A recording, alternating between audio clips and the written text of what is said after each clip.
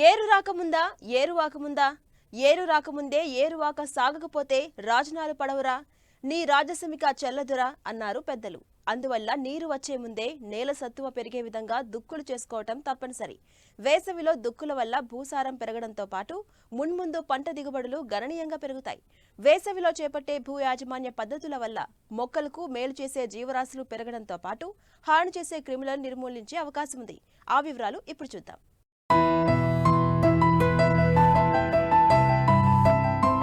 రైతులు వ్యవసాయ పంటల సాగులో సమగ్ర సస్యరక్షణ యాజమాన్య పద్ధతులు పాటిస్తే సులువుగా అధిక దిగుబడులు పొందవచ్చు. ఈ పద్ధతిలో ముందుగా భూములను వేసవిలోనే దున్నుకోవాలి. పనులను తొలకరికి ముందే చేసుకోవాలి.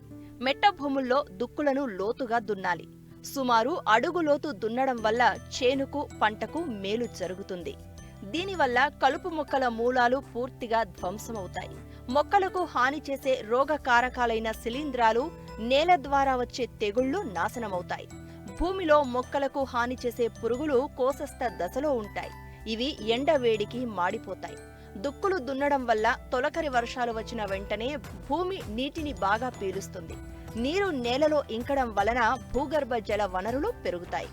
రైతులు వేసవిలో మాగాణి భూములను దున్నడానికి ప్రాధాన్యం ఇవ్వడం లేదు. వర్షాలు వచ్చిన తర్వాత మాగాణిలో ఉండే గడ్డిని దమ్ము చక్రాల ద్వారా దున్నితే పంటలకు బలంగా ఉంటుందని భావిస్తున్నారు. దమ్ము చక్రాల కింద గడ్డి మట్టిలో కలిసి కుళ్ళిపోతుంది. దీని వలన వరి మొక్కలకు బలం వస్తుందని రైతులు అనుకుంటున్నారు.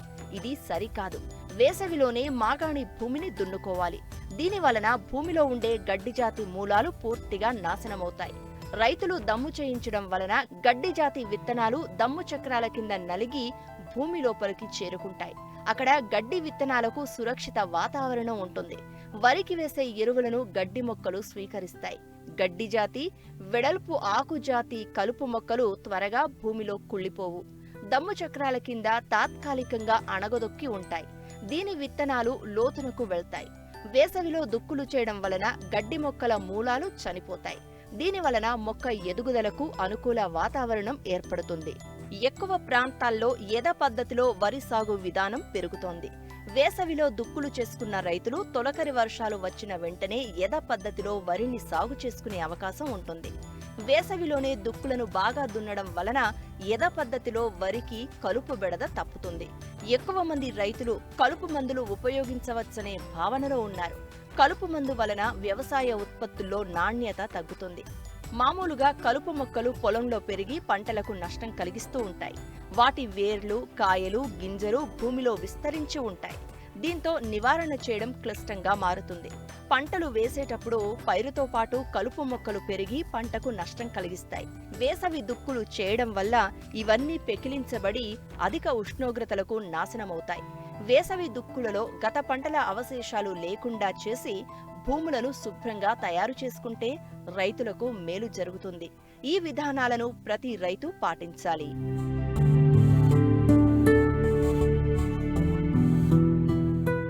వ్యవసాయంలో వేస్ట్ డీకంపోజర్ వాడకం రైతులకు వరంగా మారింది. సాగులో అనాదిగా భూమి ద్వారా పట్టి పీడిస్తున్న శిలీంధ్రపు తెగుళ్ల సమస్యకు వేస్ట్ డీకంపోజర్ చక్కటి పరిష్కారంగా నిలుస్తోంది. భూసారాన్ని పెంచడంతో పాటు రైతులకు సాగు ఖర్చును తగ్గిస్తోంది. ఉత్తరప్రదేశ్ ఘజియాబాద్లోని జాతీయ సేంద్రియ వ్యవసాయ సంస్థ జరిపిన పరిశోధనల ఫలితంగా ఆవుపేడ నుండి సేకరించిన 3 రకాల బ్యాక్టీరియాల ద్వారా ఈ ఉత్పత్తిని రూపొందించారు. కేవలం 20 రూపాయల ఖర్చుతో రైతులు దీన్ని స్వయంగా అభివృద్ధి చేసుకుని ఏళ్ల తరబడి పంటలకు వాడుకోవచ్చు. వేస్ట్ డీకంపోజర్ ను అభివృద్ధి చేసుకునే విధానం, దీనివల్ల ప్రయోజనాల గురించి ఇప్పుడు తెలుసుకుందాం.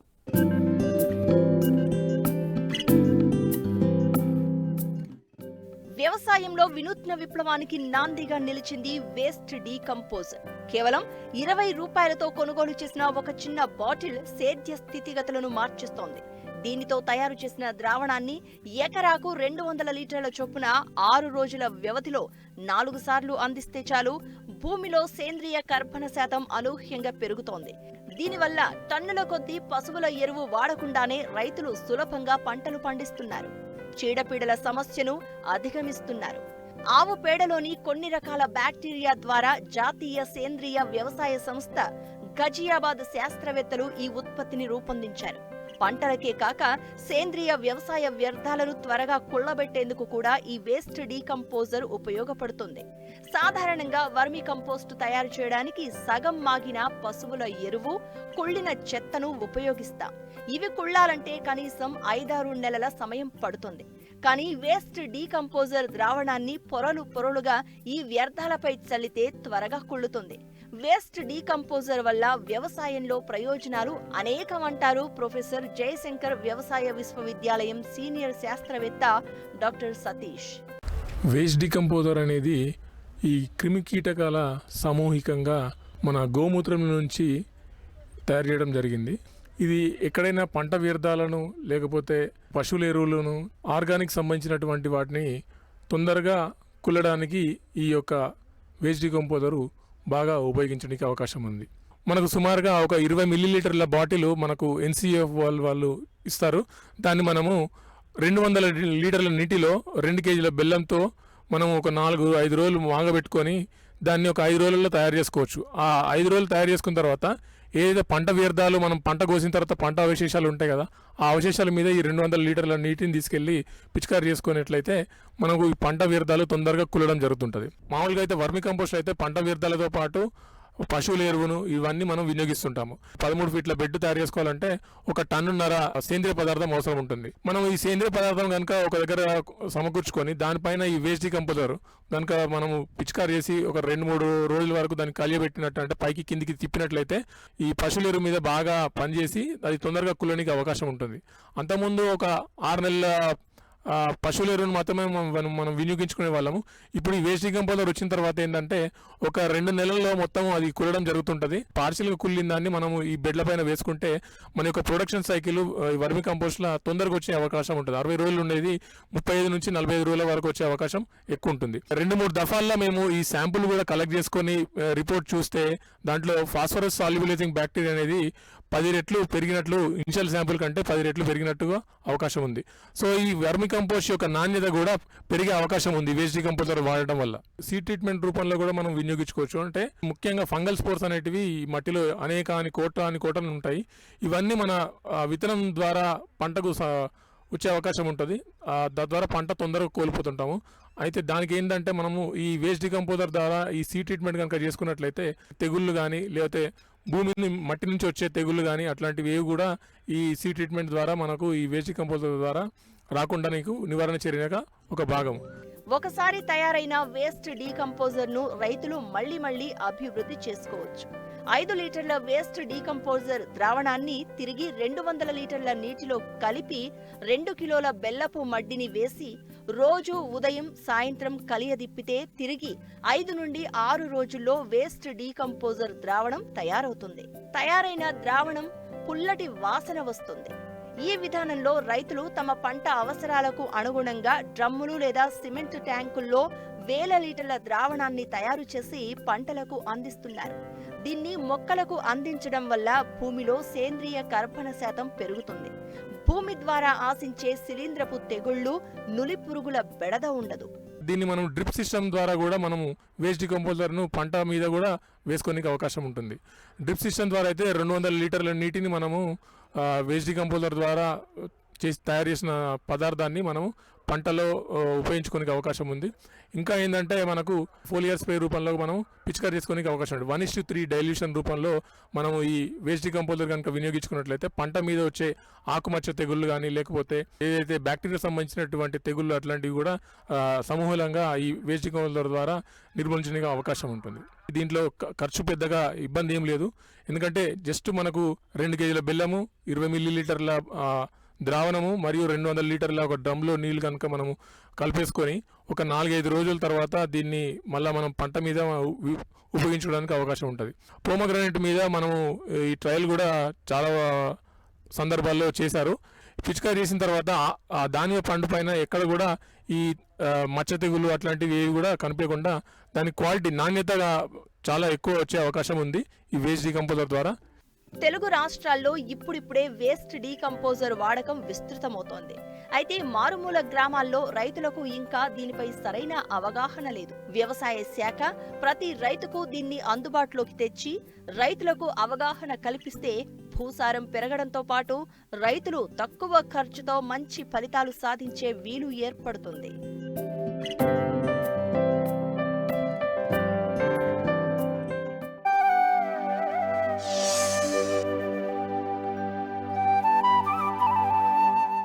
పది కాలాల పాటు ఫలసాయాన్ని అందించే మామిడి తోటల్లో పూర్తిగా రసాయన ఎరువులపై ఆధారపడటం శ్రేయస్కరం కాదు. దీనివల్ల ఖర్చు పెరగడంతో పాటు నాణ్యత తగ్గటం, దిగుబడి క్షీణించడం జరుగుతోంది. అంతేకాదు భూసారం దెబ్బతింటోంది.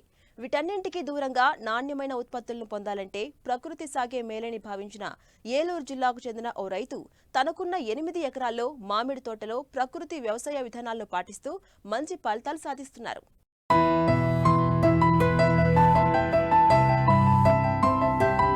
రసాయనిక ఎరువులు ఉపయోగించి పండించిన పంటల్లో విష పదార్థాల అవశేషాలు ఉంటున్నాయి. వాటిని ఆహారంగా తీసుకున్న ప్రజలు జబ్బుల పాలవుతున్నారు. ఈ పరిస్థితి నుండి తమ ఆరోగ్యం కాపాడుకునేందుకు రసాయనాలు లేని పంటలు పండించాలనుకున్నారు ఏలూరు జిల్లా ఆగిరిపల్లి మండలం పోర్టు గుడివాడ గ్రామానికి చెందిన రైతు జయప్రకాష్. తనకున్న 8 ఎకరాల మామిడి తోటలో బంగినపల్లి, చిన్న రసాలు, పెద్ద రసాలు, సువర్ణరేఖ, హిమాయత్, కేసరి లాంటి పలు రకాల మామిడి మొక్కలు ఉన్నాయి. అయితే వాటికి పూర్తిగా ప్రకృతి విధానంలో ఎరువులు అందిస్తున్నారు. చీడపీడలకు పలు రకాల కషాయాలను తయారు చేసి పిచికారీ చేస్తున్నారు. దిగుబడి తగ్గినా నాణ్యతతో కూడుకుని ఉండడంతో నేరుగా వినియోగదారులే అధిక ధర చెల్లించి కొనుగోలు చేస్తున్నారు. ఈ ప్రకృతి వ్యవసాయంలోకి మారిన తర్వాత మాకు కాయ ఎక్కువ రోజులు నిలబడటం, ఇలాంటి ఏదైనా వచ్చినా కానీ, అంటే ఫ్లడ్స్ కానీ ఏమైనా వచ్చినా కానీ కాయ తొందరగా రాలకుండా ఉండటం, ఇలాంటి ఉపయోగాలు ఉన్నాయి మనకైతే. అండ్ మోరోవర్ మేమేం వాడతాం అంటే ఆవు పేడ, గోమూత్రం, మెయిన్ మేము వీటిల్నే నాటు ఆవులని నుంచి తీసుకొచ్చే ఆవు పేడ, గోమూత్రమే వాడటం జరుగుతుందండి. మేము వచ్చేసి మొత్తం ఒక 8 ఎకరాల్లో చేస్తున్నామండి. ఇప్పుడు దీన్నే రేపు ఇజ్రాయెల్ టెక్నాలజీ వాడి ఇంకా పెంచాలని చూస్తున్నాం అండి. మామిడిలో వచ్చేసి హిమాయత్, పెద్ద రసం, చిన్న రసం, చెరుకు రసం, బంగినపల్లి, కేసరి, పునాస్ మామిడి, ఆల్మోస్ట్ అన్ని రకాల మామిడి మన దగ్గర ఉన్నాయండి. మామిడి వరకే ప్రజెంట్ మనం చేస్తున్నాము. ఇంకా ఫ్యూచర్లో ఇంకా అన్ని రకాలలో దిగాలి అనేది మా యొక్క లక్ష్యం. జిగురట్లు పెట్టడం వల్ల మనకి ఏ రకమైన పురుగు ఉంది ఏంటి అనేది మనం దాని నుంచి ఐడెంటిఫై చేసి దానికి తగ్గట్టుగా మనం ట్రీట్మెంట్ చేయొచ్చు చెట్టుకి. మామిడి రైతుకి శత్రువు లాంటిది ఏంటంటే మన ఫ్రూట్ ఫ్లై అండి. ఆ ఫ్రూట్ ఫ్లైని అరికట్టడం కోసం చాలా ప్రయత్నాలు చేశాను. నేను అన్నీ కొన్నాను, ఏది కూడా మాకు దాని రిజల్ట్ రాలేదు. ఫార్మర్స్తో మాట్లాడి కలిస్తే ఒక ఫార్మర్ నాకు సజెస్ట్ చేశారు. ఆయన ఓన్ మ్యానుఫ్యాక్చరింగ్ ఓన్గా చేసుకుంటూ ఉండేవాళ్ళు. లిక్విడ్ తెచ్చుకొని ఆ లిక్విడ్ చేసుకొని బాటిల్స్ చేసుకుంటూ ఉండేవాళ్ళు. ఆ బాటిల్ మేము కూడా ఓన్గా చేసుకోవడం స్టార్ట్ చేసాం. అది ఒక 50 రూపీస్ అలా పడుతూ ఉంటుంది. మాకు అండర్ 50 రూపీస్ అలా పడుతుంది. కానీ the best results 45 days 60 days 2 months వరకు మంచి వర్క్ చేస్తుంది. పుల్లటి మజ్జిగ కొడతాము, దస్పర్నిక్ కషాయం కొడతాము, ఎగ్ ఎమ్యూనో యాసిడ్ కొడతా ఉంటాము, ఫిష్ ఎమ్యూనో యాసిడ్ కొడతా ఉంటాం బలం కోసం. చెట్టు యొక్క అవసరం బట్టి దానికి ఏం కావాలో దాన్ని కొడతా ఉంటామండి, చేస్తూ ఉంటాం. ప్రకృతి వ్యవసాయంలో ఖర్చులు తక్కువ, మార్కెట్పై ఆధారపడే అవసరం దాదాపుగా ఉండదు. నష్ట భయం లేని ఈ వ్యవసాయంతో మంచి ఫలితాలను పొందుతున్నారు రైతు. ప్రకృతి విభాగం అధికారుల సలహాలు, సూచనలతో పంటల సాగులో ముందడుగు వేస్తున్నారు. మాకేంటంటే మేము కెమికల్ వ్యవసాయం చేసామండి గతంలో. అవి ఒకేసారి కోయటం, అవి చేయటం, అలా లాస్ అవ్వటం, ఆ టన్ను 5,000, 10,000, 7,000 అని అలా అమ్మటం అలా జరిగాయి. ఇది కాదని మా పిల్లలు మనకు ప్రకృతి వ్యవసాయంగా రేట్లు వస్తున్నాయి అని చెప్తే సరే అని మా వాళ్ళు ఇలా సేల్ చేయటం మొదలుపెట్టాం. మేము ఓన్గా ఆర్గానిక్ ఫార్మింగ్ సేల్ కూడా మాదే, జేపీ ఆర్గానిక్. ఇక ఈ మామిడి, జామ ఇవన్నీ వాళ్ళు కొనుక్కెళ్ళారండి. వాళ్ళే వెహికల్స్ వేసుకొచ్చుకొని ఇక్కడ కొనుక్కొని వెళ్ళిన రోజులు కూడా ఉన్నాయి. అప్పుడు మేము ఇది రూపాయి ఎక్కువ వస్తుంది, దాంట్లోనేమో రేట్లు తగ్గినాయి అని అప్పుడు దీన్ని ప్రిఫర్ చేయటం అయింది. ఇప్పుడు ఎప్పుడు తయారైన కాయ అప్పుడు కోయటం, అలా చేసుకోవడం వల్ల చెట్టు బాగుంటుంది, దిగుబడి వస్తుంది, డబ్బులు ఎక్కువ వస్తున్నాయి. మాకు సేల్ మార్కెటింగ్ కూడా బాగుంది. కస్టమర్లు పచ్చి అవి నవధాన్యాలు అనేవి వేసి అవి చిమ్మటం, మనం జూన్లో అలాగ వర్షాలు పడినప్పుడు దాన్ని మనం కలవ దున్నటం, దానివల్ల బలం వస్తుంది ఒకటి. రెండోది ఏంటంటే మళ్ళీ చెట్టు కన్నా వీక్గా ఉందనుకోండి, ఆవు పేడ ఆవు పంచకం కలిపి అది చెట్టుకు ఒక 5 లీటర్లు 6 లీటర్లు పోయటం జరుగుతుంది. అది బలం బాగుంది. అలాగే తెగుళ్ళు వచ్చినాయి అనుకోండి, మనం ఇబ్బంది పడుతున్నాం, ఈ పురుగు మందులు ఇవన్నీ. దానికోసం ఏం చేస్తున్నాం, వీళ్ళని పిలుస్తున్నాం, వీళ్ళు వచ్చి చెప్తున్నారు. ఈ ఫస్ట్ స్టేజీలు ఇది కొట్టాలంటే అది తయారు చేస్తున్నాం ఇక్కడే. ఏంటంటే కోడిగుడ్లు, నిమ్మకాయ రసం అవి కలిపి చేసి ఆ ద్రావణం నిలవబెట్టి 10 రోజుల తర్వాత దాన్ని పిచికారీ చేయడం జరుగుతుంది. దాంతోపాటు ఇంకా పురుగు ఎక్కువ ఉందనుకోండి, ఉల్లిపాయ, మన నీరు ఉల్లిపాయ ఉంది కదా, ఉల్లిపాయని మిక్సీ బట్టి అలా ఊరబెట్టి 10 రోజుల తర్వాత దాన్ని పిచికారీ. దాంతోపాటు వేప నూనె, ఆముదం, కొబ్బరి నూనె ప్లస్ ఈ కోడిగుడ్లు ఈ మిక్సీ పట్టేసి రెడీ చేసి మళ్ళీ స్ప్రే చేస్తామండి. దానివల్ల ఈ పురుగు అంతా నశింపు జరుగుతుంది. ఇక్కడ హనుమయ్య గారు అనే రైతు మనం ఈ పొలంలో ఈ 8 ఎకరాల్లో మనం మామిడి తోటలో అనేది చేపిస్తున్నామండి.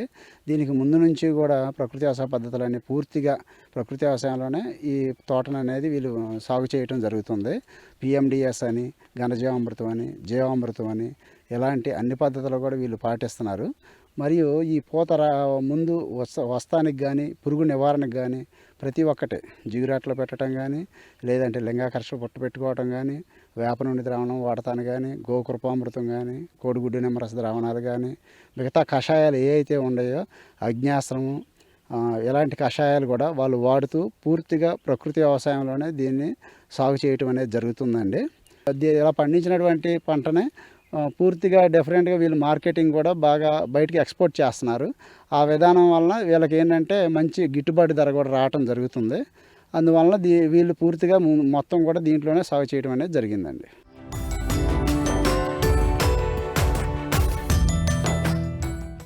ప్రకాశం జిల్లాలో పొగాకు కొనుగోళ్లు ప్రారంభమయ్యాయి. వేలం కేంద్రాల్లో గరిష్ట ధర కిలోకు 230 రూపాయలుగా అధికారులు ప్రకటించారు. ఈ ఏడాది ప్రతికూల పరిస్థితులు నెలకొన్నాయి. దీంతో దిగుబడులు తగ్గడమే కాకుండా లో గ్రేడ్ అధికంగా వచ్చింది. ఇలాంటి పరిస్థితుల్లో అధికారులు ప్రకటించిన ధర తమకు గిట్టుబాటు కాదంటున్నారు.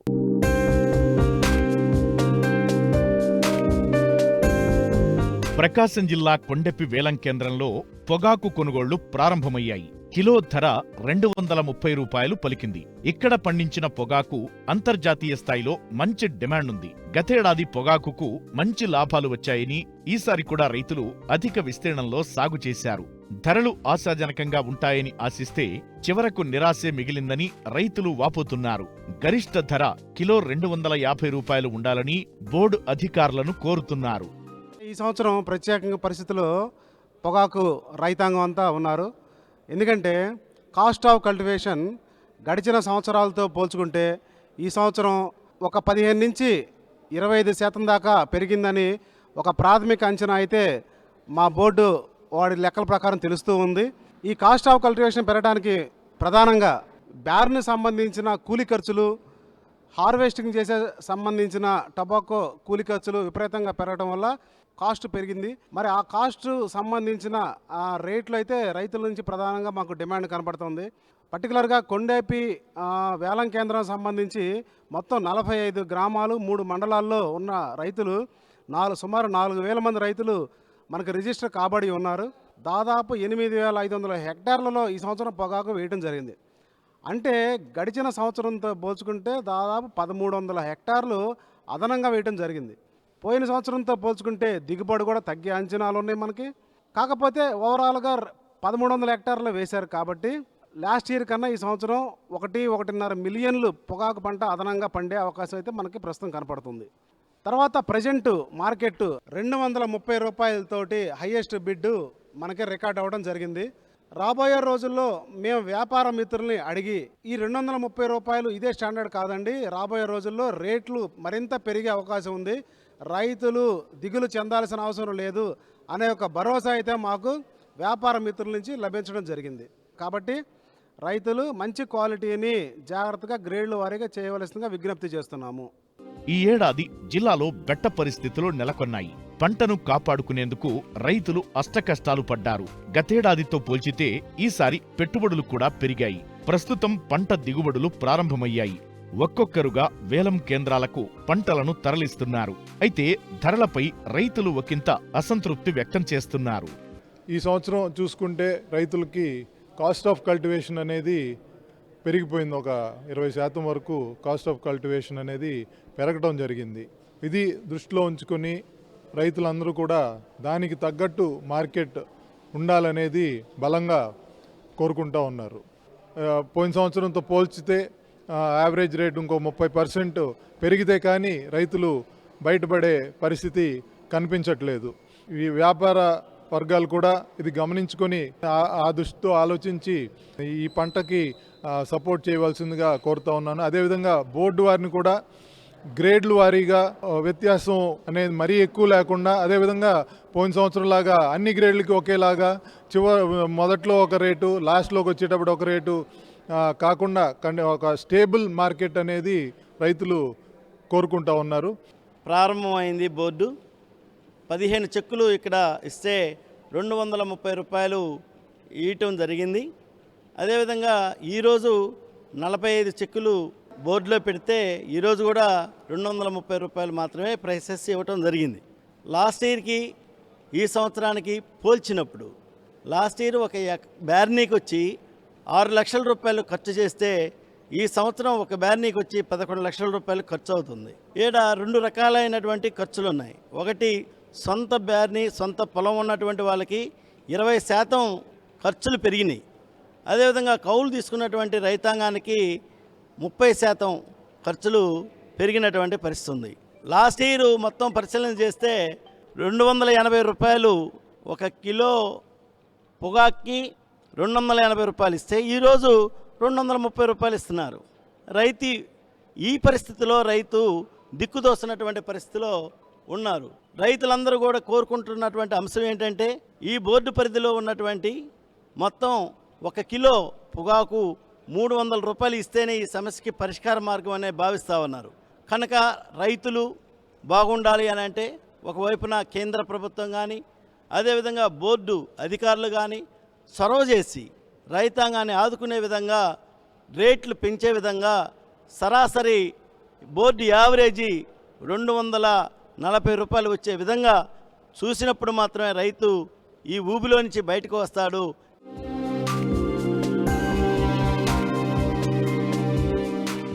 మరిన్ని ఆసక్తికరమైన విశేషాలతో ప్రతిభా బయోటెక్ కోకోలి సమర్పించు మట్టి మనిషి కార్యక్రమంలో మళ్ళీ కలుసుకుందాం.